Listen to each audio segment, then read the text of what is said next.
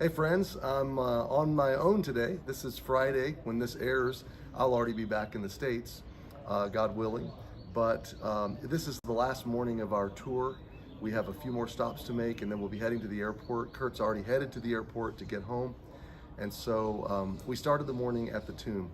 And I couldn't pass up the opportunity to land our 2 weeks of devotions in Israel right here at the empty tomb. Is this the tomb? We don't know. It very well could be. Just a stone's throw from here, a short walk, is the place of the skull, an outcropping of rock where very likely Jesus could have been crucified. There's also a place in the old city that's been marked for centuries as the place where he was crucified and buried, and at the time that would have been outside of the city. So we don't know for sure, but there's one thing that is sure, and well, two. The first is that his tomb is empty, okay? He's alive, and he very much walks with you and me today. The second thing we know for sure is that the first century tomb of Jesus would have been very much like this tomb, if not this very tomb. And so we walked ahead a little bit of the group this morning and came into this area, and it's been nice, beautiful morning. It rained a little bit. The sun comes up, you can hear the birds in the background. It's spring in Israel, so everything's in blossom. And just seeing the country alive with green and with flowers, the almond tree blossoms, God uses that picture throughout Scripture as a picture of new life and coming to life, a renewing and a reviving and a resurgence of life.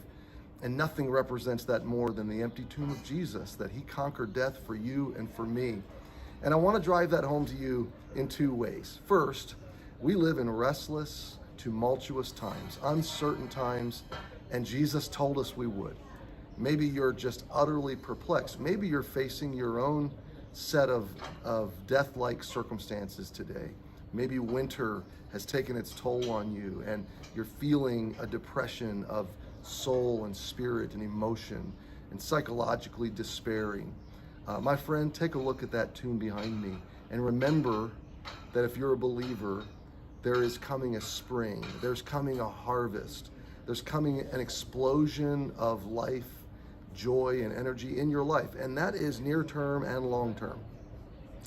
In the near term, God will renew your strength. He will breathe life into you. Maybe you're in a storm or a season right now, but you'll come out of that season. I've come in and out of many of those seasons. But then secondly, we're going to be ultimately rescued from death and from the curse. Revelation 22 says there will be no more curse. And that's what this tomb represents. The life of Christ within us, the promise and the life and the authority, the reigning authority of Jesus Christ, that he will one day right every wrong, reckon with ultimate justice, and establish a new kingdom. And in that kingdom, you'll enjoy peace and joy and hope and flourishing forever and ever.